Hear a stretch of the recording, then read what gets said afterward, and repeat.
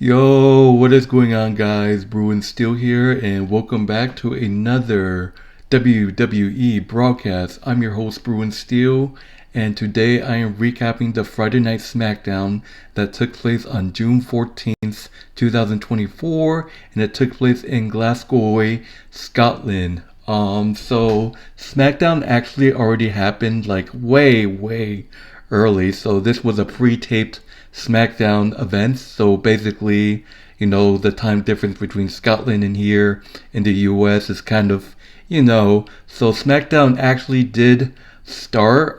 So it started this morning for us. So I believe it started early morning for the people here in the US, and then it just was pre-recorded tonight. So I'm here to do my recap. By the way, before I start, I just want to let you guys know that Clash at the Castle will be tomorrow at 2 p.m. Eastern Time. So be sure to check that out through Peacock.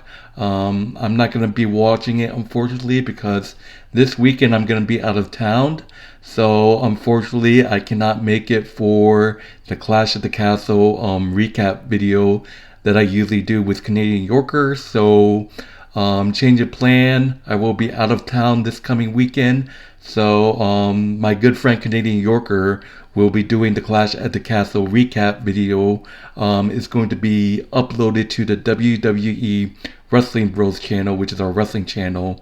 So be sure to check that out. But for me, I will not be able to make it for the recap video. So hopefully things go well. But anyways, let's get to it, guys. So basically the first match, so there was no opening segment. The first match, we got Chelsea Green versus Naomi. So obviously this one-on-one match. I didn't watch SmackDown tonight. My stream was absolute horrible. It was frozen, basically. I know that Pimper Nivens and Bayley got involved in this match. It went back and forth. Suicide dive.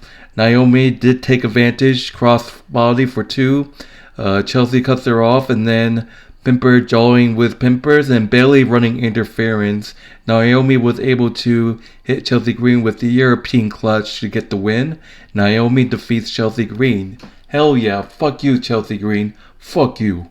Fuck you, bitch. Naomi defeats Chelsea Green by pitfall thanks to the help by Bayley. Bayley versus Pimper Nivens tomorrow for the WWE Women's Championship. So be sure to tune in for that. So what a win by Naomi. That's what WWE needs to do with Naomi. Book her matches that she can win. Like so far, WWE, like what the fuck have what I can say is like what has WWE been doing with Naomi? Like it just hasn't been a good run for Naomi in WWE since her return. So it's good to see Naomi winning a match. So and we finally get to our first backstage segment. We finally see Baron Corbin. Like, where the fuck has Baron Corbin been at? And we see Baron Corbin chatting with Nick Aldis when Legado del Fantasma rolls up and laughs at him. It is revealed that Nick Aldis already fined Legado del Fantasma for talking Apollo Crews last week. So, and basically, that's just that. So Baron Corbin, he needs a run in SmackDown. We haven't seen him since the drafts, or he got drafted. We didn't really see him too often. But moving on to the next, we got the Grayson Waller effect. We got Grayson Waller and Austin Theory with their special guest DIY, Tommaso Ciampa and Johnny Gargano. And basically, Johnny Gargano said to Austin Theory that, hey, I've been a huge fan of Austin Theory, but claims that Grayson Waller is using him. And they actually, Johnny Gargano showed the clip from last week where Grayson Waller used Austin Theory as a shield. That was last week where I was at the event, and then Grayson had enough and just punched him. Austin Theory became a shield again, and both Grayson Waller and Austin Theory got knocked out by DIY. So that could be a future match again for the titles. Austin Theory and Grayson Waller against DIY. Honestly, I'll say this again. I'll say it twice. I'm sorry, all you Austin Theory haters. Austin Theory is going to be turning babyface soon. Johnny Gargano, you got him, talking Austin Theory into some sense, saying that you should leave Grayson Waller. Grayson Waller doesn't care about him. He's just using him. So that's basically what happens. DIY standing tall after knocking out Grayson Waller and Austin Theory. And then we see Kevin Owens chatting with the Street Profits and B-Fab.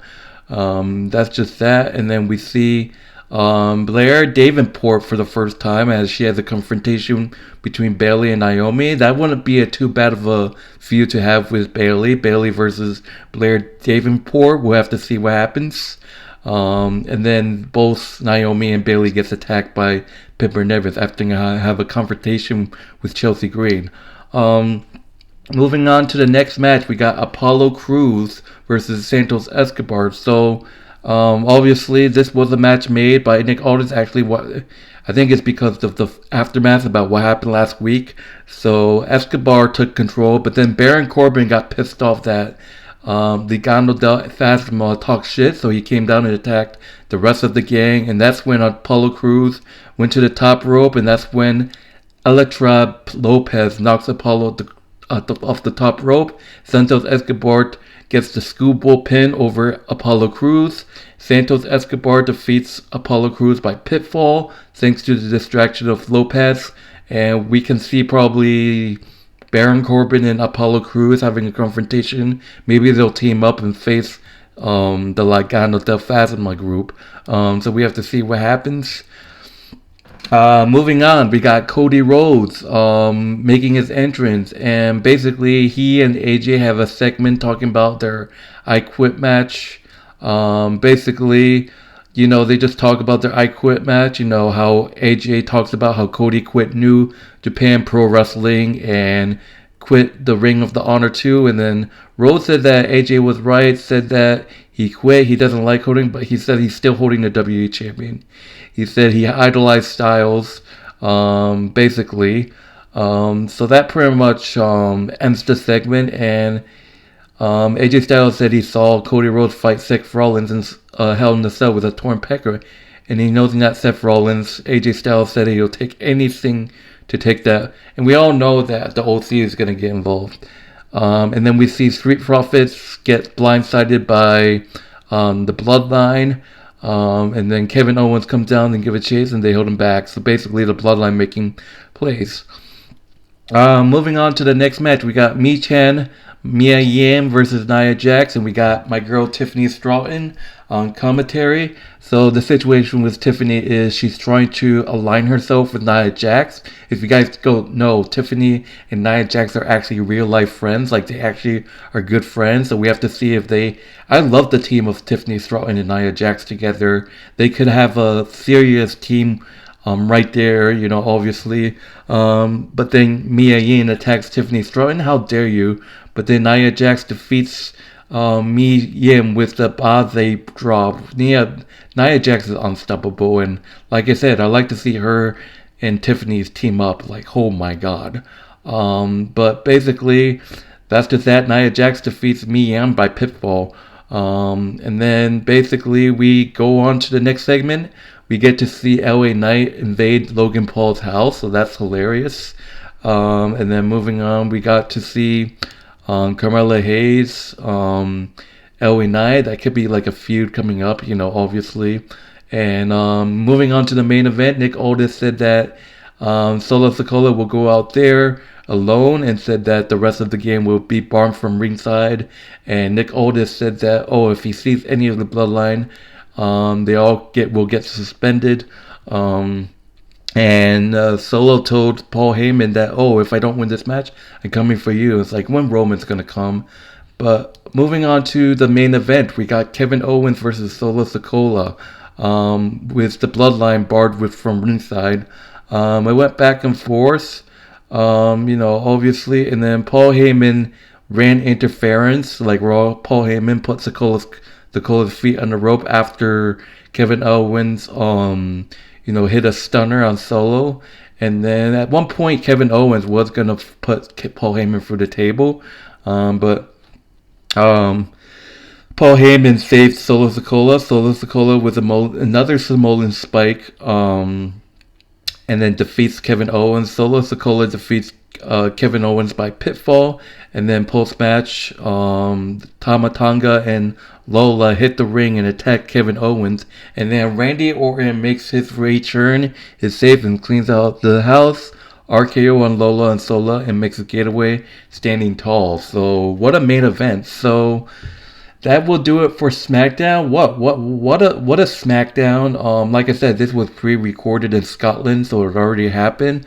But anyways, in terms of grading, I give this it wasn't too exciting, so I give this a B plus. Really thought there could be more. But anyways, that would do it for the main event. And the show. It was a great show. But anyways, before I end this video, just wanna put this out for you guys. Just a reminder that Clash at the Castle 2024 will be tomorrow at 2 p.m. Eastern Time, 11 a.m. I believe if you're on the Pacific Coast. But I will not be able to do the broadcast, the recap video for Clash at the Castle, but my good friend Canadian Yorker will be doing it on the WWE Wrestling Bros, by the way. Be sure to check out that channel. The link will be in the description as well. The link will be in the description of this video, as well as my good buddy Canadian Yorker. His YouTube channel will be, the link to his YouTube channel will be in the description in this video as well. Shout out to you guys. I will be out of town, so you won't see me for the next broadcast, but I will see you hopefully for the next Monday Night Raw broadcast after Clash at the Castle. Be sure to check that out. But take it easy, guys. See you guys later. My name is Bruin Steel, and I am out.